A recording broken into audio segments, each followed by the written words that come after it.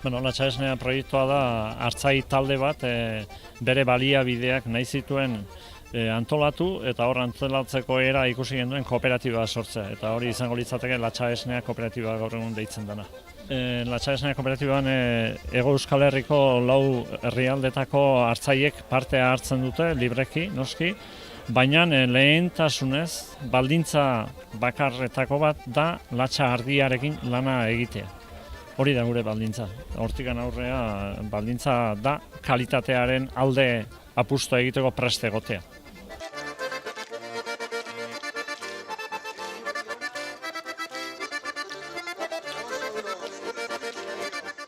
Beraiek dira, arilkatzen dituztenak sektore honetako aria osatzen duten zati ezberdinak. Hau bideragarria izan dadin. Egungo merkatuan dagoen eskaintza zabalaren artean, erosle produktu hau bere kalitatearengatik ezberdindu eta baloratzeko argumentuak mahai gainean jartzen dituzte.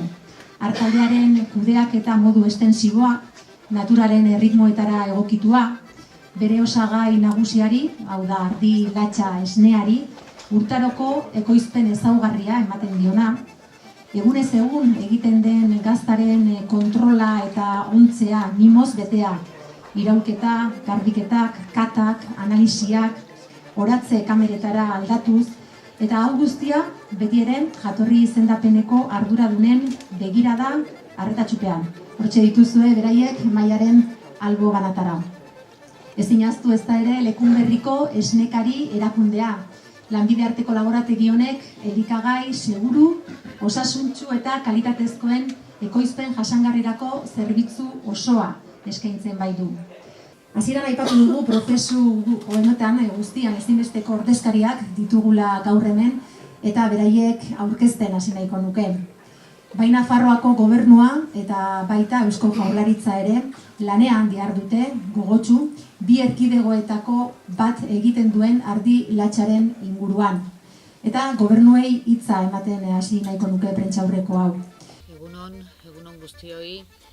Eta lehenik eta behin eskertu nahi dut Latxa Esnea kooperatibako lehendakariari gaurko ekitaldira gonbidatzeagatik. Mariano, benetan esker mila honeta gonbidatzeagatik, netako plazerra da.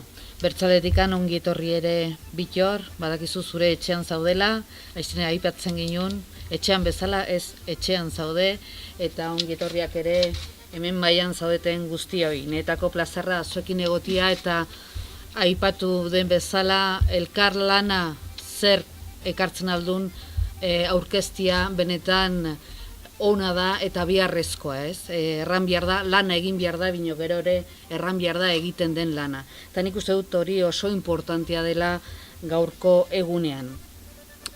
Ardi sektorea mantendu eta garatzen alde gaude, bai bi gobernuak, Eusko Jaurlaritza eta gu horrekin aigara lanean, ja orain dela jaia urte bat hasi ginela lanean latxa esnearen inguruan eta ardi latxaren inguruan estrategia bat bilatu nahian, egin nahian, ja ustez epeak pixkot nahiz eta ganditu zen, uste ginen ja tenore ontorako ja emaitzak izanen ginula mai gainean, minu ez dugu sobera iraunen emaitzarik eman gabe. Orduan nik espero dut ja lan horren emaitzak ere mendikan egun gutxitara ematia. Bertzaldetik nire ustez eta erranden bezala ere bai balorean jartzea bi gazta hauek, bai Idiazabal eta bai Erronkariko gazta, jakinta gure gaztak direla eta hoiekin eta hoiek jaten ekonomia egiten dugula, hori benetan da gaur egun dugun erronka handiena. Hau da, kontsumitzaileak ere jakitia janta, gazta horiek janta, ekonomia eta lurraldeak mantentzen dutela, ez? Urte bete hasi genuen elkarlan bat latxa esnea eta latxa ardiaren ingurukoa, guk jatorri izendapen bat bakarrik dugu lotua latxa esnearik, kasu honetan Nafarroak bi ditu, baina nik lehenengo ideia garbi utzi nahiko nukena da gure gobernuarentzako eta Nafar gobernuarentzako ere ardiaren sektorea estrategikoa dela. Hau da, ez da bakarrik ekoizpen bat, ez da bakarrik ekonomia, beste gauza asko biltzen ditu bere baitan, beti hitz egiten dugu lehen sektoreak baduela multianiztasun oso markatu bat, gizarteari lehen sektoreak ematen diona ez dela bakarrik lanpostuak eta ekonomia, baizik eta ematen diola paisaiaren kudeaketa, ematen diola baita ere kultura eta identitatearen babesa, eta pixkat hori bultzatzeko sektore hau indartzea ezinbestekoa da. Eta horrekatio, egiten diren ekintza guztiak oso garrantzitsuak dira.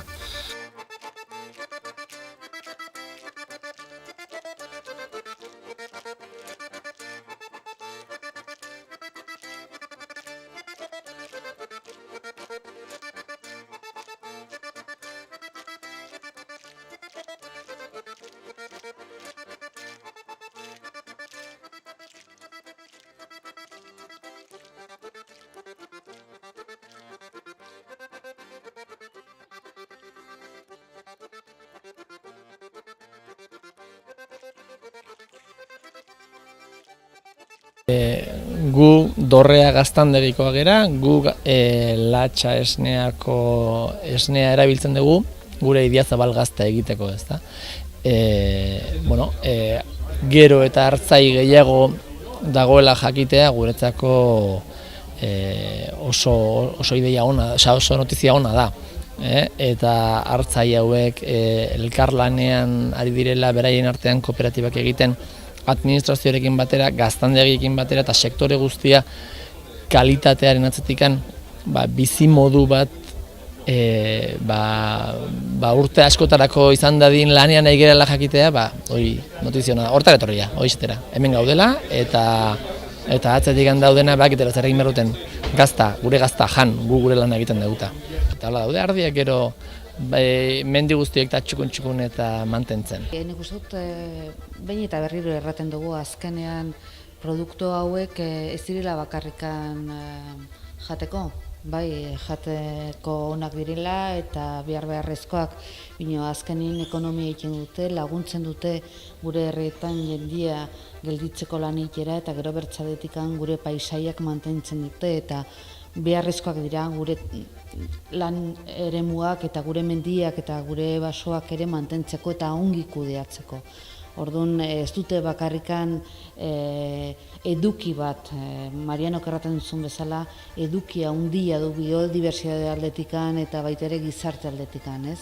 Ez dugu pentsatu behar bakarrikan produktu bat dela. Badago jendia atzetikan eta badago lurralde bat eta azkenean ere prestigio bat dute produktu hauek eta gure nortasunako adierazgarriak dira, ez?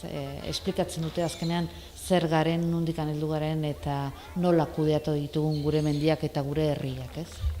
Guk ikusten dugu geon artean sortudan lan giro horren barruan bai emaitzak oso emankorrak eman dituela eta lankidetzarako prestutasun horrek bai emaitzak eman ditu. Sektoreari orokorrean iristen geran, nik uste eta autokritikoa izan behar dut, ez geharala gai izan sektorearen bere osotasunera iristea. Ikusiten dugu batzuek mesfidati begiratzen digula, baina urteriko urtera bai dela urratsez urrats ematen ari gerana sektoretik tantanka behio inguratzen ari dela hartzai norbanako hori horrelako lan egiteko baliabideetara.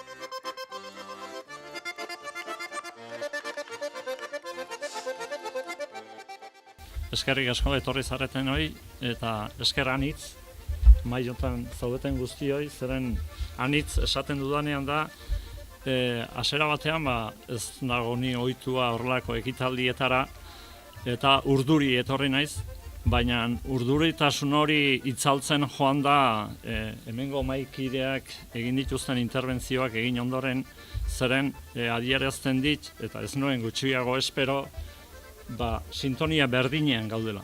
Denok gauzak nahiko argi ditugula, eta helburuak finkatzeko garaiako nik uste nahiko argitasunez hitz egin dutela denek. Eskerrik asko, den hori. Eta hasiera egin nahi nuke, eta nola ez, Latxa Esnea Kooperatibako lehendakari naizenez, pixka bat adieraziz kooperatibaren sorrera. Hau da, deno dakigu 2010-11 urte inguru hortan zailtasun nabariak izan genituela gure sektorean gauz aniz batzuengatik. Eta esan ohi dan bezala zailtasuneak ikasgaiak ematen digu, eta ikasgai bat izan zen guretzat nolabait elkarlan helburu jarriaz kooperatiba hau sortzea, Latxa Esnea Kooperatiba hau sortzea. Eta elkarlana esan dudan bezala, eta hemen maiz aipatu dudan bezala, eta nabarikoa da, hemen gaudenok nabarikoa da, pauso handiak eman ditugula arlo honetan, sektorea orain dela urte atzeraka joaten bagea, eta orain zerikusi gutxi dauka, Bittorrek esan duen bezala, gutxi dauka, eta behintzat horrek erakusten digu zuzeneko bidean goatzela. Eta zuzeneko bide hortan gu kooperatiba bezala akulu izan nahi dugu sektorean, badakigu kooperatiban lerrokatuta, elkartuta oraindik guk nahi genduken hainbat hartzai ez ditugula, baina akulu lan hori egin nahi dugu beti ere hemen gauden guztion elkarlan laguntza horrekin batera. Lan horiek zeintzuk dira? Batetik, esne erosleekin, hemen ditugu, baita ere laborategiekin, eta zer esanik ez, bi jatorri izendapenekin. Esne erosleekin nola egiten dugu?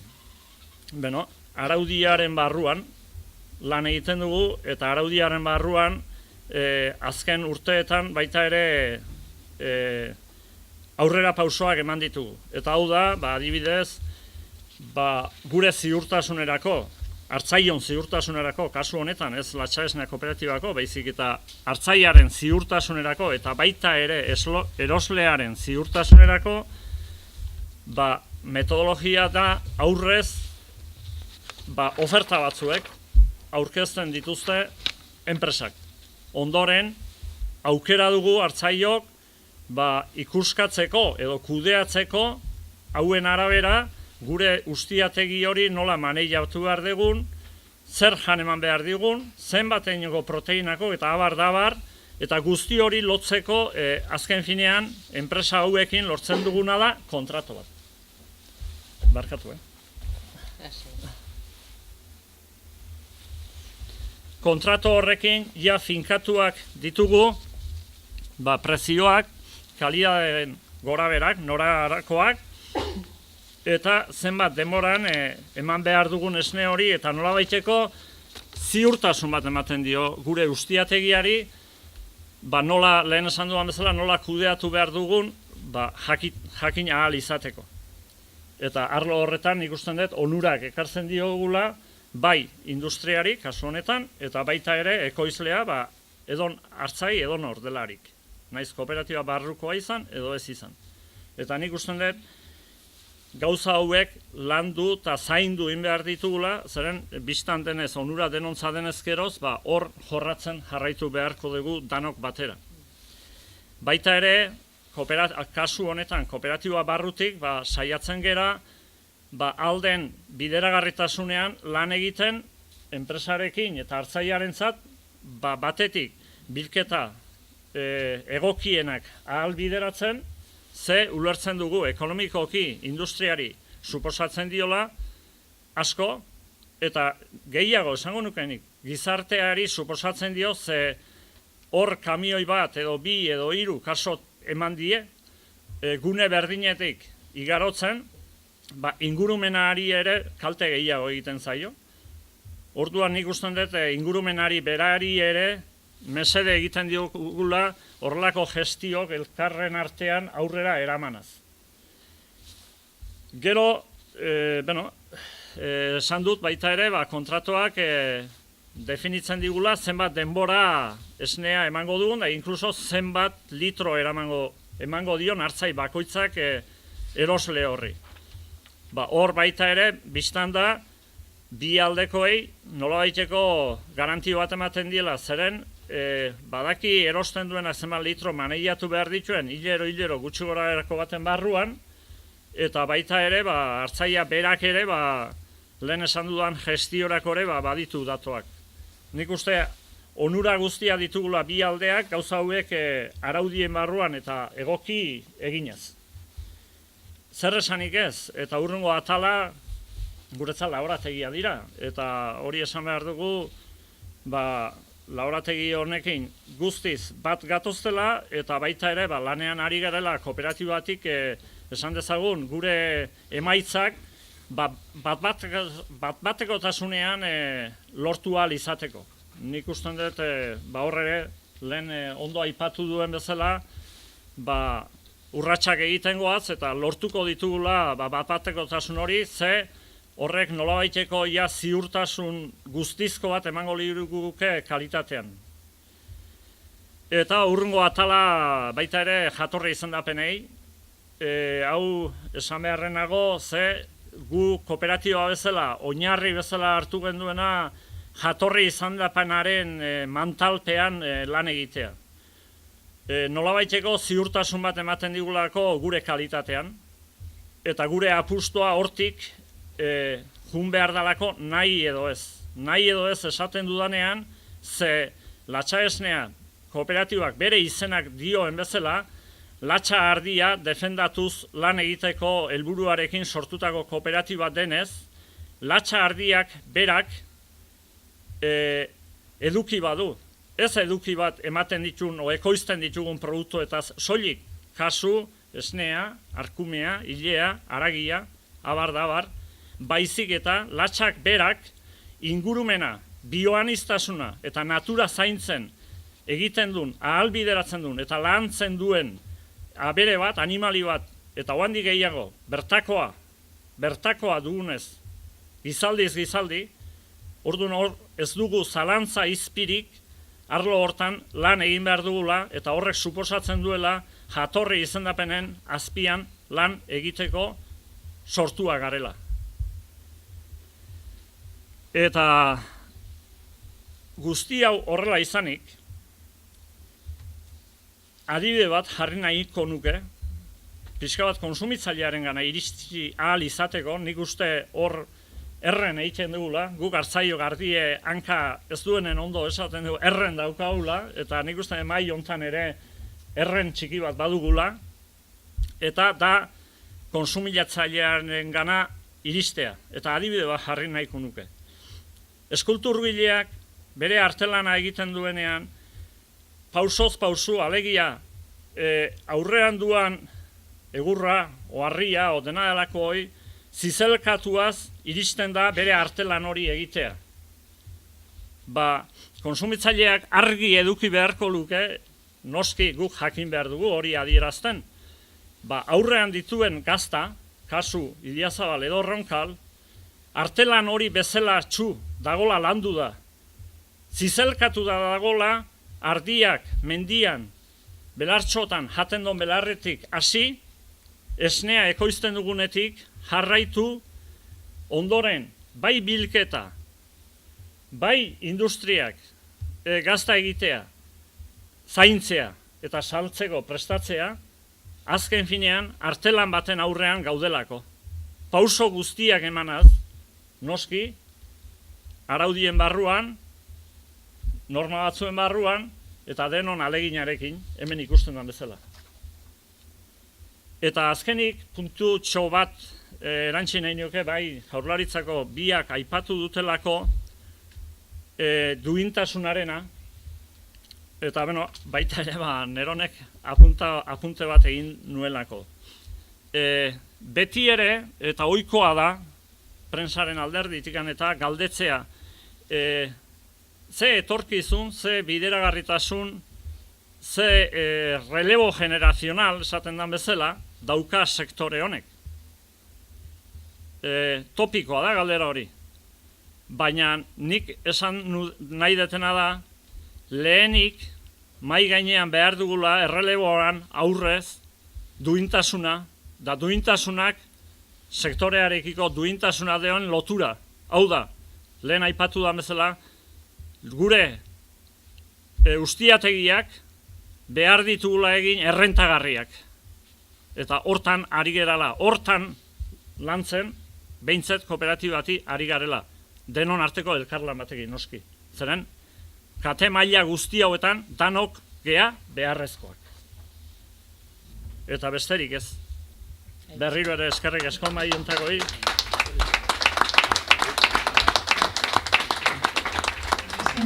Alor praktikoan ekartzen duna da, aloretikan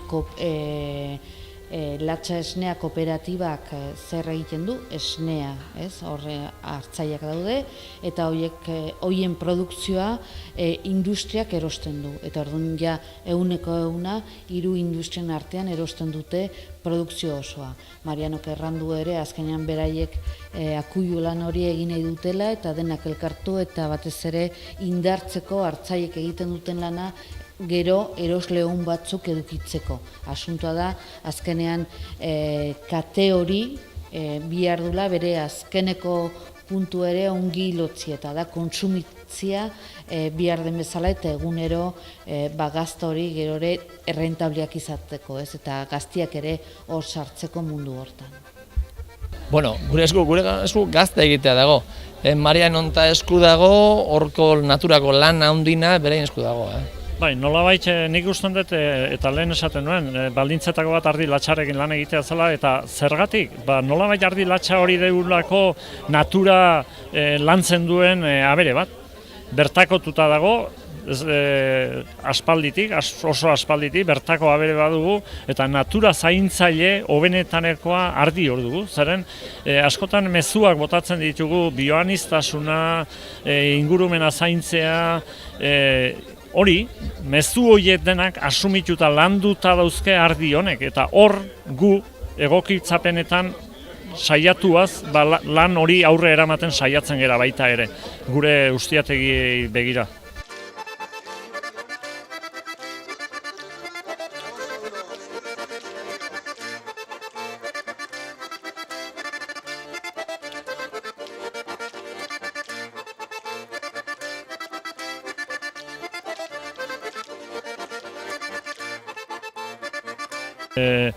Hemen azken produktua, azken artelana esango dugu gazta dugula, baina aurretiar hasi behar dugu begiratzen ardiaren ustiatzeko era, esnea ekoizteko era, ondorenean garraiatzeko eta industriak kasu honetan egiten duen lana baita ere. Gazta hori bere maila guztietan azken bukaraino kalitate osoz iristeko konsumitzailearen gara.